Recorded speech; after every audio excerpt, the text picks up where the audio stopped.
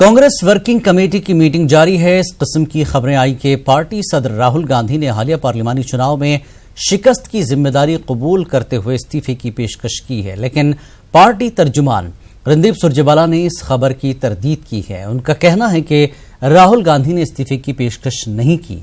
Working committee की meeting में हालिया आम चुनाव में पार्टी की शिकस्त फाश के असबाब का जायजा लिया जा रहा है। मीटिंग में सोनिया गांधी, मनमोहन सिंह, गुलाम नबी आजाद समेत तमाम बड़े लीडर मौजूद हैं।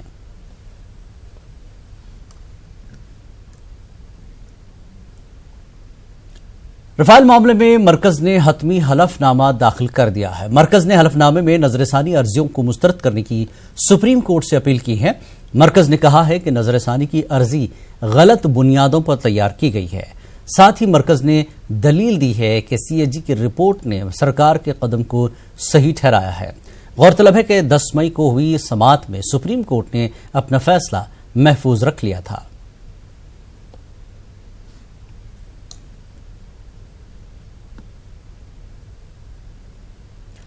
बीजेपी लीडर वसुंधरा राजे ने कहा कि राजस्थान में बीजेपी की जीत पहले से ही तय थी। उन्होंने कहा कि नरेंद्र मोदी की सरकार पर लोगों ने भरोसा किया है। उन्होंने हमारे नुमाइंदे शंकर आनंद से खास बातचीत की। इस वक्त में हमारे साथ में वसुंधरा राजे सिंधिया जी हैं। मैम, राजस्थान में वाकई में बहुत बड़ी जीत है और खासकर बीजेपी, इस पे आपकी क्या प्रतिक्रिया? बीजेपी ने जैसे एक्सपेक्टेड था उसी तरीके से और बहुत जोरदार तरीके से प्रधानमंत्री जी और हमारे राष्ट्रीय अध्यक्ष जी में अपना विश्वास व्यक्त करते हुए जनता ने पूरी तरह से हम लोगों को सपोर्ट किया और मैं तो उनको सबको धन्यवाद देना चाहती हूँ जिन्होंने जुट के लग के और हम लोगों का सपोर्ट करने में कोई कोर कसर नहीं छोड़ी। हमारे कार्यकर्ता जिन्होंने मेहनत की। शुक्रिया मैम। तो बाकायदा जिस तरह से देखा जाए तो एक बहुत बड़ी जो जीत मिली है और पूरे भारत भर में और खासकर राजस्थान में जिस तरह से बकायदा जीत मिली है, तो इसी मामले पे उन्होंने कहा कि ये प्रधानमंत्री मोदी और अमित शाह के नेतृत्व में ये जो पूरी एक रणनीति बनी है और ये शायद उसी की ये जीत है। वीडियो जर्नलिस्ट अपू पाठक के साथ शंकर आनंद, न्यूज़ 18 दिल्ली। एमपी के सिवनी में नामनिहाद गौरक्षकों के जरिए 3 मुस्लिम अफराद की पिटाई के मामले में 5 मुलजमीन को गिरफ्तार किया गया है। मामला 22 मई का है, लेकिन पुलिस ने वाकई का वीडियो वायरल होने के बाद 24 मई को इस मामले में कार्रवाई शुरू की। पुलिस के मुताबिक शुभम बघेल, योगेश, दीपेश, रोहित यादव और श्याम दोहरिया को आइन की दफा 143, 148, 149, 341, 323 और 5 के तहत गिरफ्तार किया गया है। वाज़ेह है कि एक वीडियो सामने आया है जिसमें एक खातून समेत 3 अफराद को पेड़ से बांधकर बेरहमी से पीटते हुए दिखाया गया है। यह वीडियो नोएडा इलाके का है। 2 दिन पहले नामनिहाद गौरक्षकों ने ऑटो में गोश्त ले जाने वाले 3 अफराद का अगवा किया। पुलिस को इतला देने के बजाय खुद ही लोगों को पीटने लगे। खातून को चप्पल से पीटा गया और जय श्री राम के नारे जबरन लगवाए गए।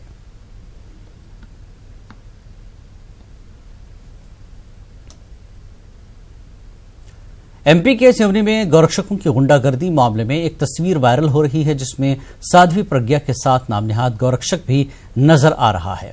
साध्वी प्रज्ञा का करीबी बताया जा रहा है। साध्वी के साथ नजर आने वाले शख्स ने अपने साथियों के साथ एक मुस्लिम खातून और 2 नौजवानों को पीटा था।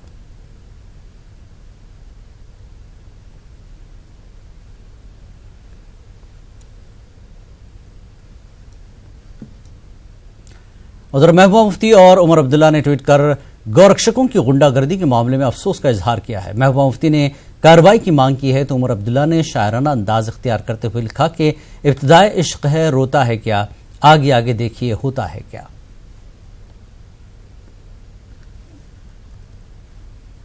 नरेंद्र मोदी की बतौर वजीर आजम हलफबरदारी की तकरीब की तैयारियां जारी हैं। गैर मुल्की रहनुमाओं को तकरीब में शिरकत की दावत दिए जाने का सिलसिला भी शुरू हो गया है। जिन मुल्कों के सरबराहों को मदऊ किया जा रहा है इनमें हमसाया ममालिक और आसियान ममालिक शामिल हैं। जराए का कहना है कि पाकिस्तान के रहनुमा को इस तकरीब में मदऊ नहीं किया जा रहा है। 2014 की तकरीब हलफबरदारी में उस वक्त के पाकिस्तान के वजीर आजम नवाज शरीफ को मदऊ किया गया था। लोकसभा इंतखाबात में बीजेपी कामयाब हो गई। अब बड़ों का आशीर्वाद और वोटर्स का शुक्रिया अदा करने की बारी है। प्रोग्राम के मुताबिक वज़ीर-ए-आज़म नरेंद्र मोदी कल शाम अपनी वालिदा से आशीर्वाद लेने गुजरात जाएंगे। इसके अगले दिन वाराणसी जाएंगे और वाराणसी के लोगों का शुक्रिया अदा करेंगे। वज़ीर आज़म मोदी ने वाराणसी से दूसरी मर्तबा कामयाबी हासिल की है।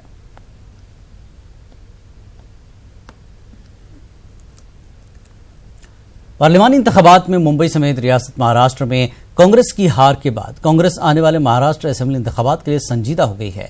मुंबई कांग्रेस के नवमंतखब सदर मिलिंद देवरा की पार्लिमानी इंतखाबात में शिकस्त के बाद से कांग्रेस पार्टी मुंबई में दोबारा अपनी जमीन की तलाश में जुट गई है।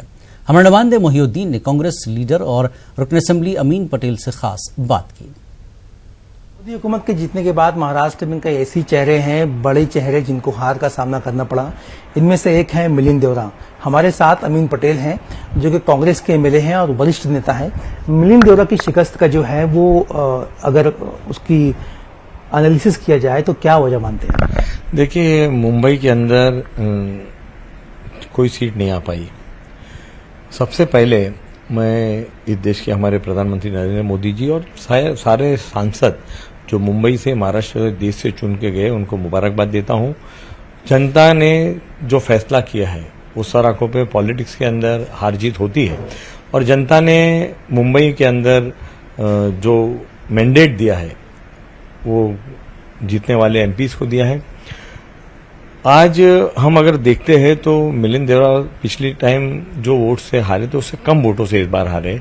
पिछली मर्तबा जो उनको वोट मिला था उससे ज्यादा वोट उनको इस बार लोगों ने दिया है। मगर हार या जीत एक वोट से होती है। अगर एक वोट से हारे तो हारे, एक वोट से जीते तो जीत है। मगर सबसे बात अच्छी है कि लोगों ने मिलिंद देवरा साहब पे भरोसा रखा और उनको अच्छे वोट मिले। आप देख रहे हो कि पूरे देश के अंदर जो है बड़े बड़े नेताओं की हार हुई है और उसके अंदर बहुत सारे नाम हैं। हमको ये देखना है कि आने वाले दिनों के अंदर हम इससे बाहर कैसे निकल पाते हैं और हम ऑर्गेनाइजेशन को मजबूत कैसे कर पाते हैं।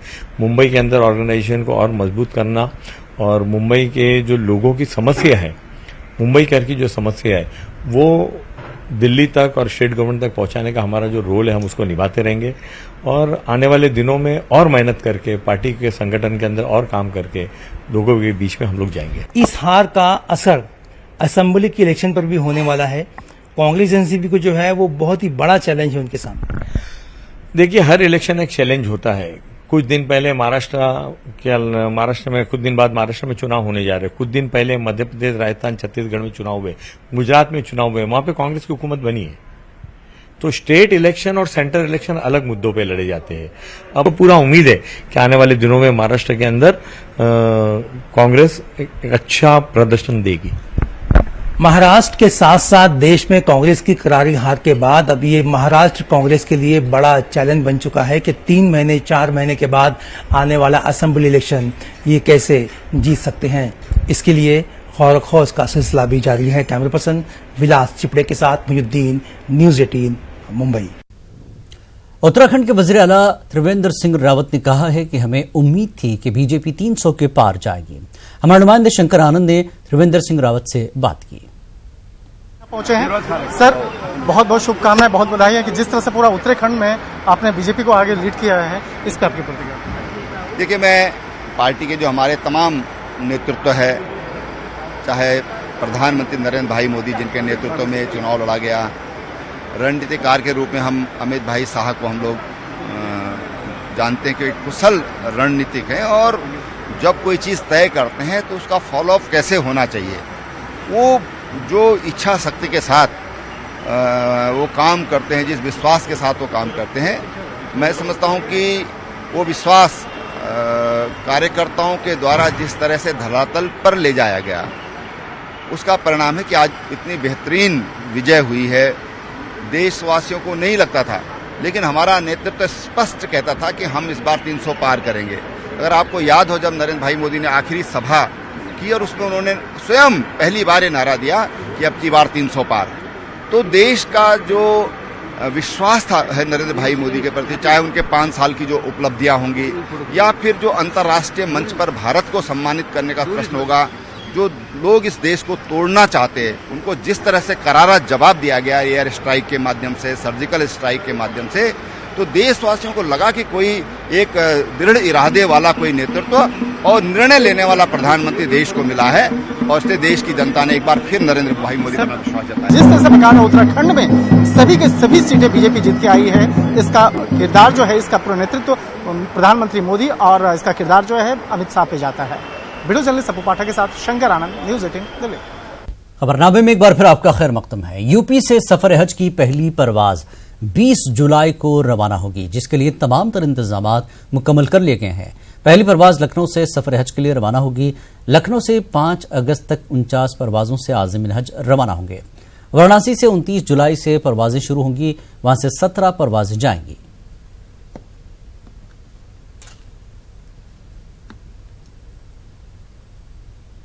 आलम इस्लाम की अजीम हस्ती शेर खुदा दामाद पैगंबर हजरत अली अलैहिस्सलाम की शहादत का गम आलम इस्लाम में मनाया जा रहा है। 47 हिजरी में 19 रमजान को कूफा की जामा मस्जिद में नमाज फज्र के दौरान मौला अली की सर पर तलवार का वार किया गया। 21 रमजान को मौला अली की शहादत हुई थी। इनकी शहादत को 1400 बरस मुकम्मल हो गए हैं। मौला अली की शहादत की याद में हिंदुस्तान समेत दुनिया भर में मजालिस और जुलूसों का एहतमाम किया जा रहा है।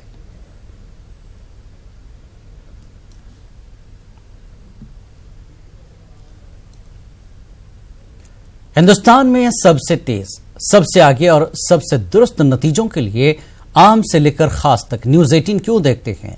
इस सवाल का जवाब एक बार फिर मिला है।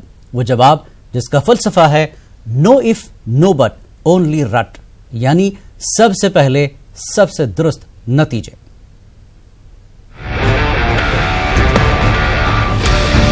मुल्क के घर घर में न्यूज 18 अपना जादू दिखाएगा। 150 एनालिस्ट हमारे साथ जुड़े हुए हैं। डॉक्टर फारूक अब्दुल्ला ने ट्वीट कर दी है 15 साल बेमिसाल, सबसे आगे, सबसे पहले और सबसे दुरुस्त नतीजे। इंतखाबात में भरोसे का सिर्फ और सिर्फ एक ही नाम, न्यूज 18। 172 सीटों से आगे निकल कर। जी हां, भरोसे का दूसरा नाम है न्यूज 18, क्योंकि जो हम दिखाते हैं सच दिखाते हैं, वो सच जिस पर आखिर में दीगर चैनल भी मोहर लगाते हैं। तभी तो 15 सालों से नाजरीन इंतखाबी नताइज के लिए सिर्फ और सिर्फ न्यूज 18 पर एतमाद करते हैं, क्योंकि न तो इससे तेज नतीजे कहीं और देखने को मिलते हैं और न इससे ज्यादा भरोसेमंद।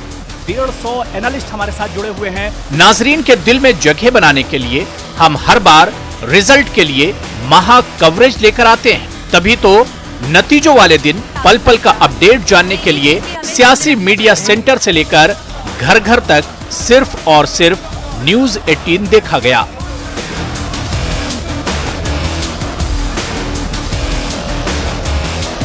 आगे बढ़ने की होड़ में जिस वक्त दीगर चैनल अलग अलग रुझान बता रहे थे, न्यूज 18 ही अपने दुरुस्त आदादो शुमार पर डटा था और नाजरीन तक रिजल्ट की सही जानकारी पहुंचा रहा था। काउंटिंग से हमारे हजारों रिपोर्टर्स लाइव रिजल्ट हब तक पल पल का सही अपडेट पहुंचा रहे थे।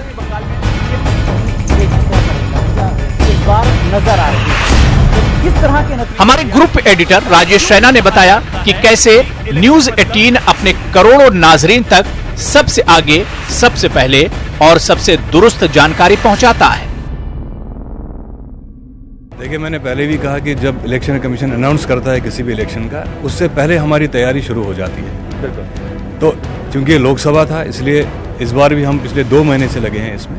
तो रियल टाइम में वो हमारा रिपोर्टर स्क्रीनर अपने काउंटिंग सेंटर से यहाँ कॉल करेगा और उस कॉल से लेकर स्क्रीन तक जाने का समय सिर्फ 5 सेकंड। जी हाँ, 15 सालों से सिर्फ न्यूज 18 आपके भरोसे पे खरा उतर रहा है और जिस टीम का जिक्र हमारे ग्रुप एडिटर कर रहे हैं, इसे रट यानी रिजल्ट अपडेट टीम कहा जाता है। खास बात यह है कि ये टीम काउंटिंग की ऐसी तैयारी करती है जिसमें गलती की कोई गुंजाइश नहीं होती। 2019 के इंतखाबी जंग के रुझानों और नतीजों को लेकर फिर न्यूज 18 का डंका बजा है। एक बार फिर साबित हो गया है कि इलेक्शन मतलब news 18। Bureau report, news 18 Urdu.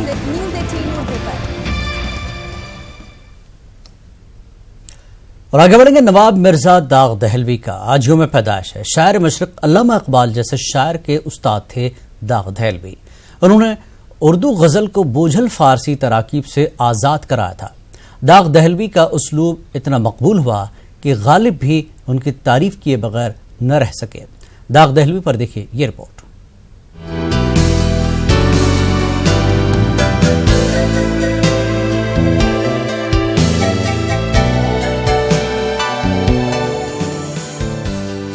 रुखे रोशन के आगे शमा रखकर वो ये कहते हैं, उधर जाता है देखें या इधर परवाना आता है। खूब पर्दा है कि चिलमन से लगे बैठे हैं, साफ छिपते भी नहीं सामने आते भी नहीं। बुलबुले हिंद फसीहुल मलिक नवाब मिर्जा दाग दहलवी अपने शोख अंदाज़े बयान और जुबान की लताफत और मुहावरात के चटखारे के लिए मशहूर हैं।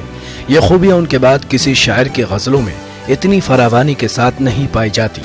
मिर्जा दाग वो अज़ीमुल मर्तबा शायर हैं जिन्होंने उर्दू गज़ल को एक शगुफ्ता और रजाई लहजा दिया और साथ ही उसे बोझल फारसी तराकीब से बाहर निकाल के खालिस टकसाली उर्दू में शायरी की, जिसके दाग पेल खुद दाग के उस्ताद शेख इब्राहिम ज़ौक़ रख गए थे।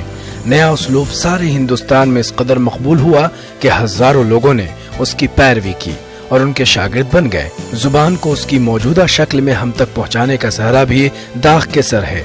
दाग ऐसे शायर और फनकार हैं जो अपने फिक्र फन, शेर व सुखन और जुबान व अदब की तारीखी खिदमात के लिए कभी फरामोश नहीं किए जाएंगे।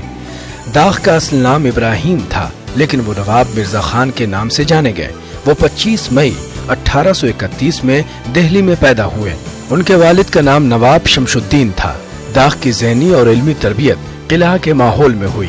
उनको अपने वक्त की बेहतरीन तालीम दी गई जो शहजादों और उमरा के लड़कों के लिए मखसूस थी। किला के रंगीन और अदबी माहौल में दाग को शायरी का शौक पैदा हुआ और उन्होंने ज़ौक़ की शागिर्दी इख्तियार कर ली। नौमरी से ही दाग की शायरी में नया बागपन था। उनके नए अंदाज को इमाम बख्श साहबाई, गालिब और शेफ्ता समेत तमाम अहले इल्म ने सराहा और उनकी हौसला अफजाई की। दाग की शेरगोई का सबसे बड़ा मोहरी खूबसूरत चेहरा था। लाल किला में दाग तकरीबन 14 साल रहे। फिर दाग रामपुर गए और दाग को रामपुर भी छोड़ना पड़ा। कुछ अरसे मुल्क के मुख्तलिफ शहरों और रियासतों में किस्मत आजमाई की और शागिर्द बनाए। आखिर हैदराबाद के नवाब महबूब अली खान ने उनको हैदराबाद बुला लिया। दिल्ली से चलो दाग करो सैर दकन की, गौहर की हुई कद्र समुंदर से निकल कर। दाग आखिरी उम्र तक हैदराबाद में ही रहे। यही 1905 में उनका इंतकाल हुआ। दाग ने 5 दीवान छोड़े जिनमें 1028 गजलें हैं। दाग ही ऐसे खुशकिस्मत शायर थे जिनके शागिर्दों की तादाद हजारों तक पहुंच गई। उनके शागिर्दों में अल्लामा इकबाल, मौलाना जफर अली, बेखुद दहलवी और आगा शायर वगैरह शामिल हैं। Bureau report, news 18 Urdu. Himachal Pradesh के डॉक्टरों ने एक हैरत अंगेज ऑपरेशन को अंजाम दिया है। डॉक्टरों ने एक 35 साल शख्स के पेट से 13 लोहे और स्टील की चीजों को ऑपरेशन के जरिए बाहर निकाला है, जिनमें 8 चमचे, 2 स्क्रू ड्राइवर, 2 टूथब्रश, 1 चाकू और एक दरवाजे की कुंडी शामिल है। करण सेन को पेट दर्द की शिकायत के बाद उन्हें मंडी शहर के श्री लाल बहादुर शास्त्री मेडिकल कॉलेज में दाखिल कराया गया था। इलाज के दौरान डॉक्टरों को पता चला कि उसके पेट में ये सारी चीजें हैं, तो डॉक्टर्स ने इस खतरनाक ऑपरेशन को कामयाबी के साथ अंजाम दिया।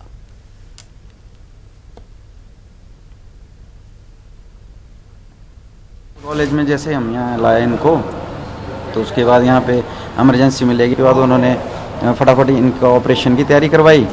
डॉक्टर साहब ने बोला कि इनका एक्सरे करवाओ। जैसे हम एक्सरे करने के लिए गए, तब एक्सरे करने के बाद हमारे को पता लगा कि इनके पेट में तो 7 से 8 चम्मच और 2 ब्रशेस और कई और चीज़ें थी। इस तरह का केस तो हमने सुना तो था, कि हमने बुक्स में भी पढ़ा था कि इस तरह का होता है, पर देखा और किया पहली बार।